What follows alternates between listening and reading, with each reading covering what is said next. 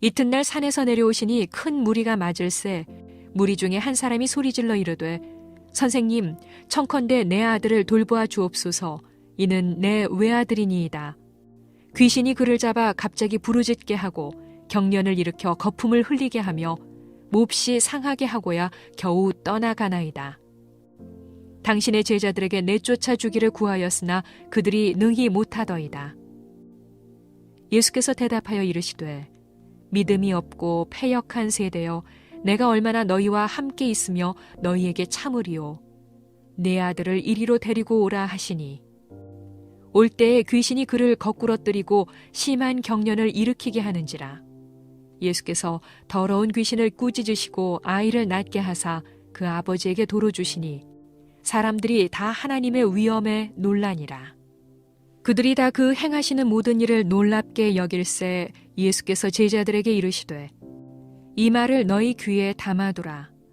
인자가 장차 사람들의 손에 넘겨지리라 하시되 그들이 이 말씀을 알지 못하니 이는 그들로 깨닫지 못하게 숨긴 바 되었음이라. 또 그들은 이 말씀을 묻기도 두려워하더라.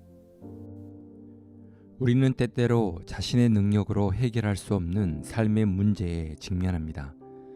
어떤 이는 어려운 경제적 문제에 힘들어하고 어떤 이는 심각한 질병과 싸웁니다. 어떤 이는 마음의 상처를 안고 살아갑니다. 이러한 문제들 앞에서 우리는 종종 무력감을 느끼며 이 상황을 어떻게 변화시킬 수 있을까라고 자문합니다. 이러한 문제적 상황에 있는 우리들에게 하나님께서는 이 상황을 변화시킬 수 있는 방법이 있다고 말씀하고 계십니다. 본문은 예수님께서 외아들을 둔 한 아버지의 절박한 부탁에 응답하시어 귀신 들린 아이를 치유하신 사건의 이야기입니다.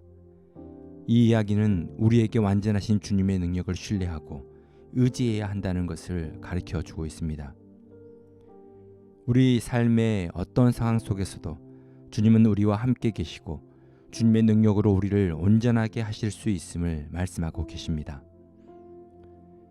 예수님과 세 제자가 산에서 내려올 때 큰 무리가 맞이해 줍니다. 그런데 무리 속에서 한 사람이 예수께 나와 귀신 들린 자신의 외아들을 고쳐달라고 간청합니다. 38절입니다. 선생님, 청컨대 내 아들을 돌보아 주옵소서. 이는 내 외아들이니이다. 이 아이는 악한 귀신의 영향으로 큰 고통을 겪고 있었고 아버지는 아들을 고치기 위해 예수님께 도움을 청한 것입니다.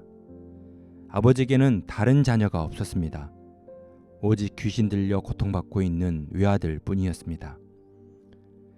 그러니 아버지의 그 간절함이 얼마나 컸을지 생각해 볼 수 있습니다. 우리가 주목해야 할 믿음의 모습은 아버지가 예수님께 도움을 청하는 믿음의 모습입니다. 아버지는 자신의 아들이 겪고 있는 고통을 더 이상 방관할 수 없었습니다. 그래서 예수님께 절박한 마음으로 도움을 요청합니다. 귀신이 아들을 사로잡을 때 아들은 경련을 일으키고 거품을 흘리고 자신의 몸을 상하게 하였습니다. 그래서 예수님의 제자들에게 찾아가 귀신을 내쫓아 주기를 간구했습니다. 그런데 제자들이 아무런 능력을 보여주지 못했습니다. 아버지는 아들의 상태가 좋지 않아도 제자들에게 능력이 없어서 치유되지 못해도 그 아버지의 마음만은 한결 같았습니다. 아버지의 마음은 외아들이 치유받을 수 있다는 믿음으로 가득 차 있었습니다. 포기할 만한데 포기하지 않았습니다. 아버지는 예수님을 찾았고 아들의 고통과 문제를 아뢰고 도움을 청했습니다. 아들의 상태와 제자들의 실패에도 불구하고 아버지의 믿음은 변함이 없었던 것입니다. 오늘 말씀은 우리에게 완전하신 주님의 능력을 믿고 의지하라고 말씀하십니다. 상황은 안 좋아도 반복되는 실패가 있어도 주님께 끝까지 기도하고 믿고 의지하라고 말씀하십니다. 예수님께서는 귀신을 꾸짖고 아이를 치유하셨습니다. 이 아이를 고치시는 방법을 통하여 하나님의 아들로서의 권위와 능력을 보여주셨습니다. 귀신이 나가자 예수님께서는 아이를 아버지께로 돌려보냅니다. 아들을 포기하지 않고 주님께로 나왔던 아버지는 결국 주님의 능력 안에서 아들의 회복과 가정의 평화를 경험하게 되었습니다. 한편 제자들의 믿음은 아직 불완전합니다.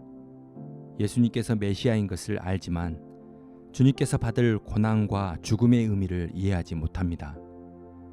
예수님에 대해서 온전히 알지 못하기에 그들의 믿음은 온전하지 못한 것입니다.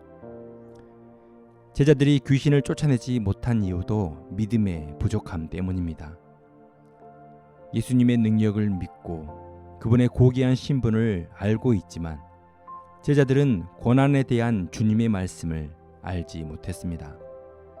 결국 제자들의 믿음은 미성숙하였고 그들의 믿음이 고난을 만나면 무력화될 위험에 처해 있는 것입니다. 온전한 믿음은 믿음의 대상에 대한 바른 알에서 나옵니다. 예수님에 대한 바른 알을 통해 주님의 능력과 사랑의 의미를 모두 알게 되는 것입니다. 믿음이 강하다는 것은 나의 의지가 강해지고 나의 행위가 커지는 게 아닙니다. 온전한 믿음은 예수님께서 하신 말씀과 그분이 우리를 위해서 행하신 일을 온전히 알고 믿음의 깊이가 커지는 것입니다. 사랑하는 성도 여러분, 사순절 기간 예수님의 능력을 크게 바라보십시오. 주님이 보여주신 고난과 십자가를 통해 우리를 구원하시기 위한 주님의 사랑을 마음 깊이 간직하십시오. 삶의 문제와 어려운 고민 앞에서 우리는 아들을 위해 주님께 나왔던 아버지처럼 완전하신 주님의 능력을 믿고 의지하고 기도해야 합니다. 우리 삶의 문제와 도전 앞에서도 주님은 우리와 함께 계시며 그분의 능력으로 우리를 치유하고 변화시킬 수 있습니다. 우리가 겪는 모든 어려움 속에서도 하나님을 신뢰하고 그분의 능력에 의지할 때에 우리는 참된 회복과 평안을 경험할 수 있습니다.